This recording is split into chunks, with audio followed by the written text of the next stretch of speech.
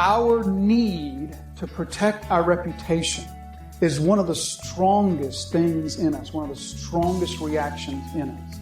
And one of the greatest tests of faith is cultivating the ability to not do that.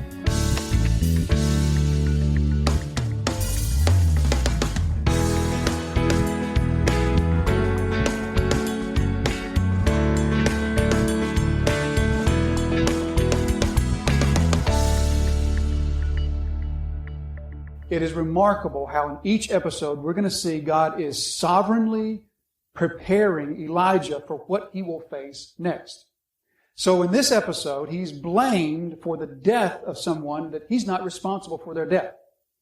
In the next episode, what's going to happen is Elijah is going to go and confront Ahab, and Ahab is going to say to Elijah, "You troubler of Israel." In other words, Elijah is going to put on Ahab is going to put onto Elijah the blame for what's happening in Israel. The drought, the famine. So here he's blamed falsely for the loss of one life. In the next episode, he's going to be blamed falsely for the loss of untold numbers of lives, in addition to untold amounts of suffering. Is it easy to be falsely blamed? It's hard. It is hard to receive blame for what we know is not blame that's ours. That's not an easy thing to face. Elijah needed to be prepared for that. And so God has prepared him at the brook.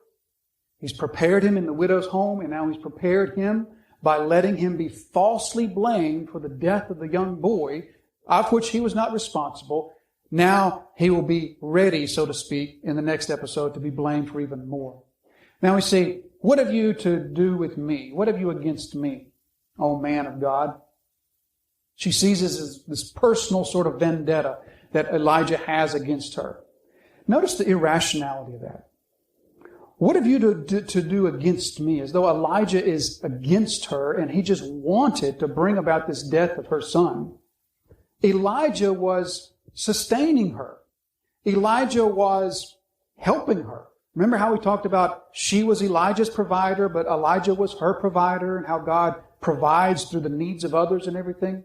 There was no animosity in Elijah's heart. There was nothing but care and concern. But yet, in her irrationality, oftentimes we're irrational in times like this, right? So we're careful here. We're not going to be too, condescending to the widow. Because what she has experienced is a tragedy beyond words. And we know in those times things will be said that maybe we don't mean. I think we'll see a little bit later in the passage that I don't think she really meant that.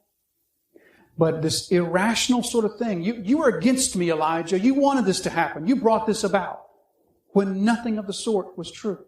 What have you against me? You have come to me, and notice this, to bring my sin to remembrance. Do you know that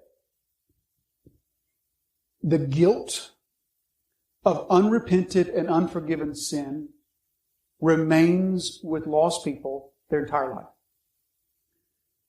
We can be good at suppressing that and pressing that down and forgetting about it. The widow has put it aside. In her life here in Zarephath, surrounded by all kinds of other things, she sort of put that out of mind and out of heart. But it's still there. The conscience is still there. She still knows that she is guilty of sin against the one who brought this death of her son. She knows in her heart that there's unforgiven sin. And so she says to Elijah, have you come to bring this to remembrance? She instinctively knows not only that the Creator is the one whose hand has allowed this or brought this about, however you want to phrase that, has brought this about, and that same Creator is the one that she has sinned against, and her sin is yet unforgiven. You know, we can press those thoughts down, we can push that out of our life, but there's one thing that will always bring that right back up to the surface, and that's tragedy. Outside of Jesus Christ, when we are living with unforgiven sin, when we're living with the guilt of our separation between us and our Creator God, we can suppress that out of our minds and out of our thoughts, and we can have a good time. But there is one certain sure thing that will bring that right back to the surface of every lost person, and that is when tragedy touches them. And you know this to be true even in your own life. You know that when tragedy and difficult circumstances touch your life, where do your thoughts go? How have I sinned? Have I sinned? Is there some sin in my life that's causing it? Sometimes that may be the case. Most often it's not. But even among God's children, that's one of the things that comes first to mind. Remember Job's friends? They come to Job, and here he is sitting in sackcloth and ashes and boils all over him. You got to have sin somehow, Job, to bring this about. Because the human soul knows that. Knows that when from the hand of our Maker comes tragedy and loss and despair and disappointment, then the first place we think, the first place we look to, what sort of sin against our Maker has resulted in this? So she says, have you come to bring my sin back to remembrance? Look at Romans chapter 2, verse 14 and 15. When the Gentiles, the woman of course is a Gentile, who do not have the law, by nature they do what the law requires, they are law to themselves. Even though they do not have the law, they show that the work of the law is written on their hearts. Before Elijah showed up, the woman knew in her heart that she had sinned against God. While their conscience also bears witness and their conflicting thoughts accuse or even excuse them. She knows she's a sinner. And she also knows, look at her words again. You have come to bring my sin to remembrance. It's like she knows that her Maker sees right into her heart. Hebrews chapter 4 and verse 12, how we're reminded of how God, through the exposing of His Word to our soul, it's like He's looking into our very soul. I get the sense that that's how she feels. She feels that this man Elijah, she's holding the body of her dead son, and she feels as though Elijah sees right into her heart and sees her very sin. So she says, what have you against me, O man of God? You come to me to bring my sin to remembrance and to cause the death of my son. Verse 19. And he said to her, give me your son. I think perhaps the most helpful thing in that verse is not what Elijah says, but what he doesn't say. He's been falsely accused. His God has been falsely accused. God has been maligned. God has been scorned. God has been scandalized by claiming that God has evil intentions.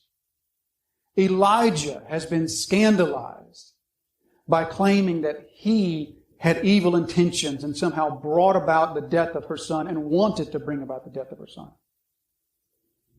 Yet Elijah, first of all, makes no move to defend himself.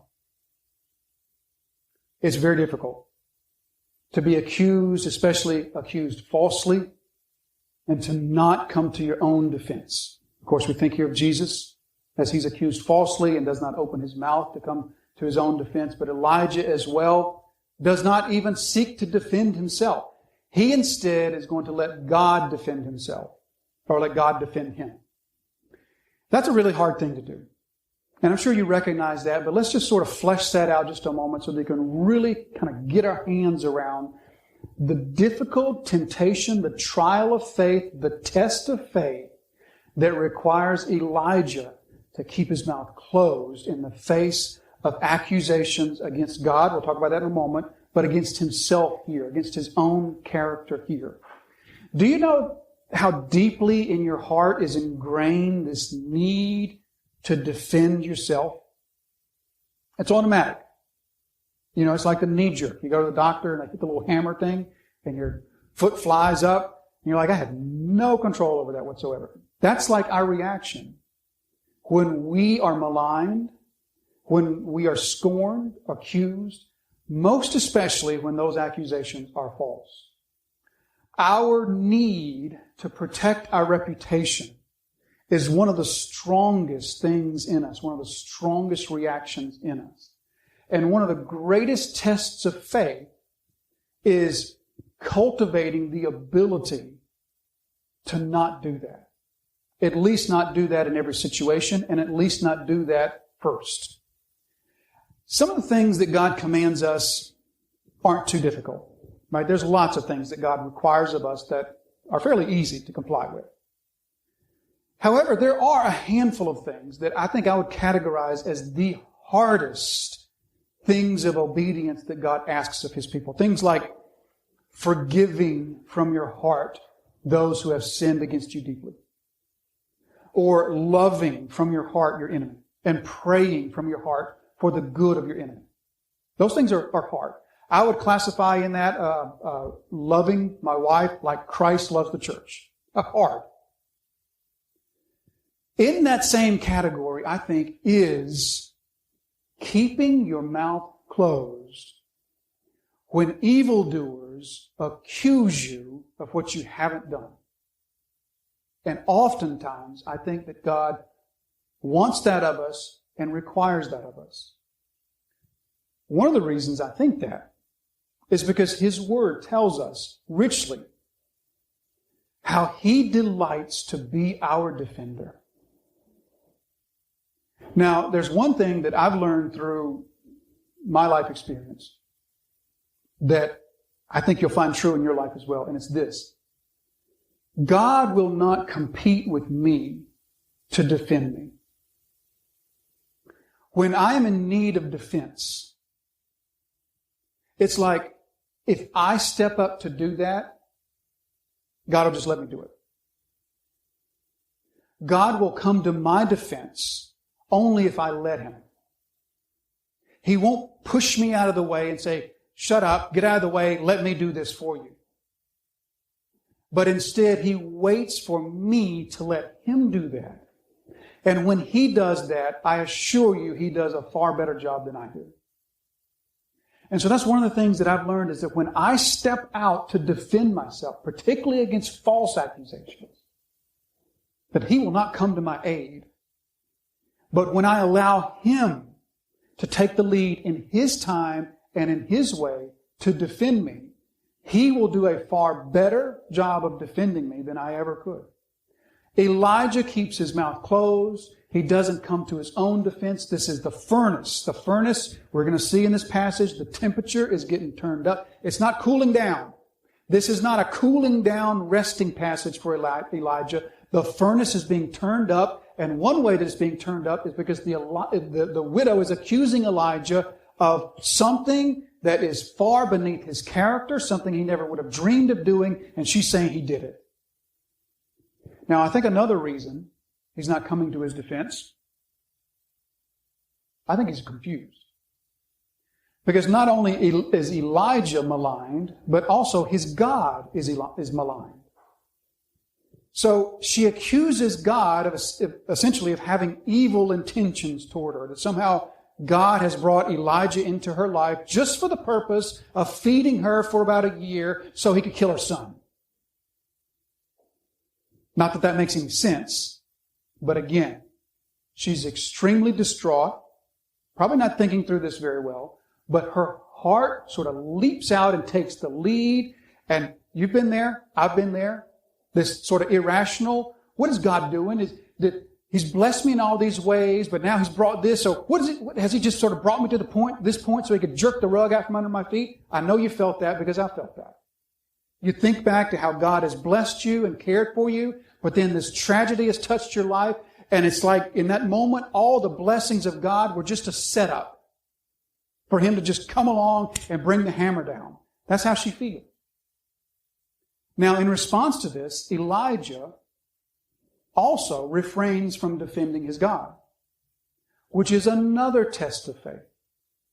Do you know how deep, how strong the temptation is for us not only to defend ourselves, but to defend our God? When our God is maligned, you can see this happen with a regular basis as you read the news and look at what people write and listen to what people say.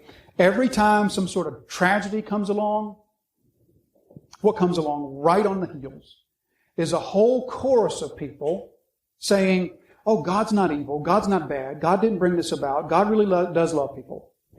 It's like clockwork. 9/11, Katrina, the tsunami in Indonesia, the tsunami in Japan, all of those, the same thing.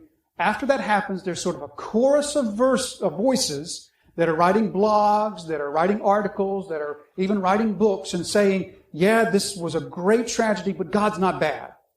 God's not a bad God. Why is that? That's because we feel a deep need to defend our God. Why do we feel that need?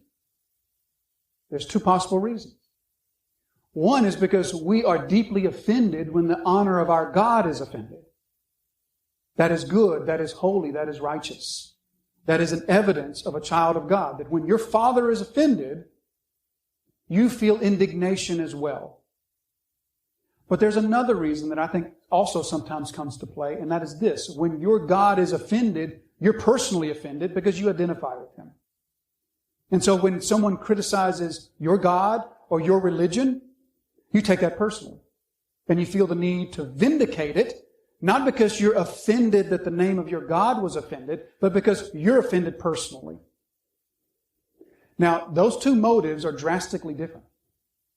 One is holy, one is unholy. So the next time you find yourself in that position when a friend, an acquaintance, or you read some thing on Facebook in which God is offended and you sort of feel the hair on the back of your neck standing up, ask yourself, why? Why am I so offended?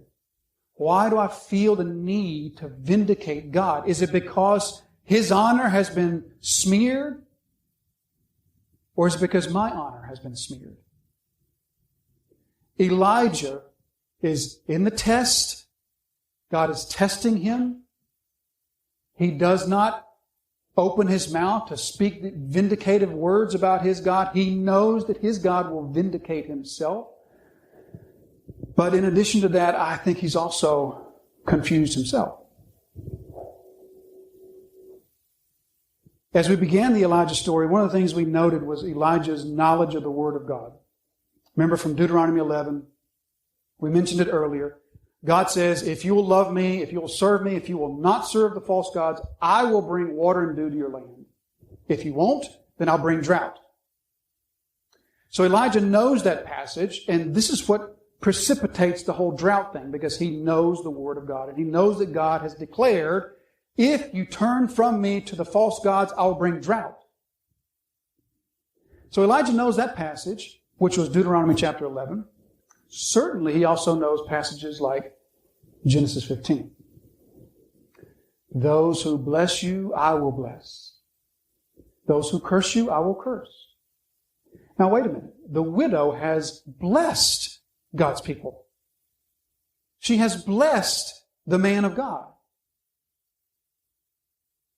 But seemingly, in return for that, God gives her not blessing, but curse. What happened to I'll bless those who bless you? What happened to, we just sang a few minutes ago, Psalm 23. What happened to surely goodness and mercy following me all the days of my life? That was written by David. David lived before Elijah. Elijah probably knows Psalm 23. And what does it mean for goodness and mercy to follow me? At the very minimum, it means that where Elijah goes, goodness and mercy go. So I think Elijah himself, this is a furnace. Elijah himself doesn't quite know what to say. But to his credit, to his great credit, notice what he doesn't say. Thank God he doesn't say, God has a good plan in this.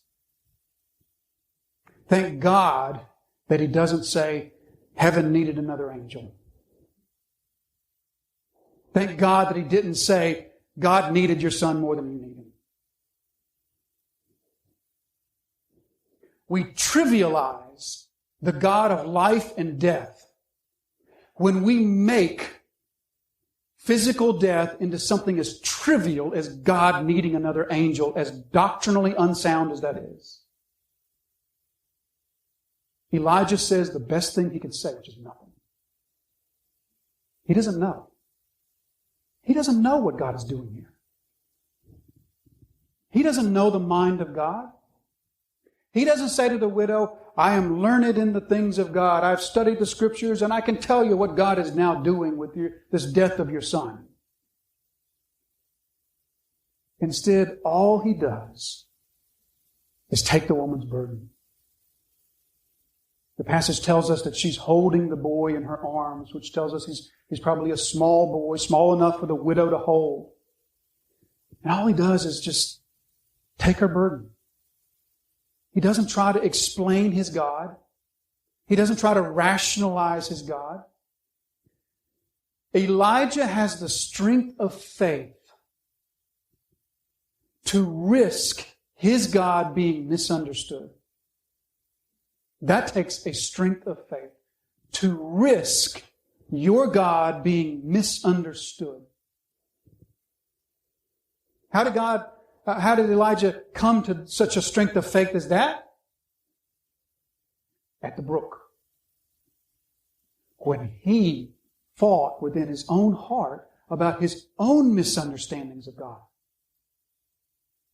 God had brought him to the brook. The ravens were feeding him, but yet there was no water. What are you doing, God? He fought against the misunderstandings, and he saw in his own heart, God is bigger than that. He's bigger than my misunderstandings. I don't need to come to God's defense. He's far bigger than that. You know, I think oftentimes those who are quickest to come to God's defense do so because they have a low view of the Father. Their view of the Father is so low that they think He needs our defending of Him. Now again, that's not just to condemn all of that, because some of that is led by God and some of that is holy and righteous. But sometimes I think that we are quick to try to alleviate misunderstandings about God, because deep in our heart, we're not really convinced that He's big enough and He's strong enough and He's powerful enough that He doesn't need our help explaining Him. Elijah's okay. He's okay with his God maybe being misunderstood. And remember where he is. He's in the middle of Baal country.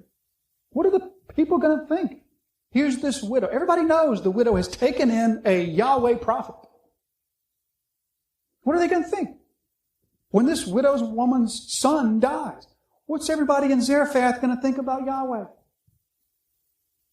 Elijah is okay, leaving that up to God. This is a furnace, and God is continuing to refine His man. Thank you for listening to today's episode of Truth That Transforms with pastor and Bible teacher Jason Wilkerson. Truth That Transforms is the daily teaching broadcast of Disciples Fellowship Church. We invite you to visit our website, where you will find more resources to help in your journey of discipleship. You can find us at www.disciplesfellowshipnc.com or connect with our Facebook page at Facebook/DisciplesFellowshipNC. Truth That Transforms exists to glorify Jesus Christ through the teaching of His sanctifying and disciple-making Word.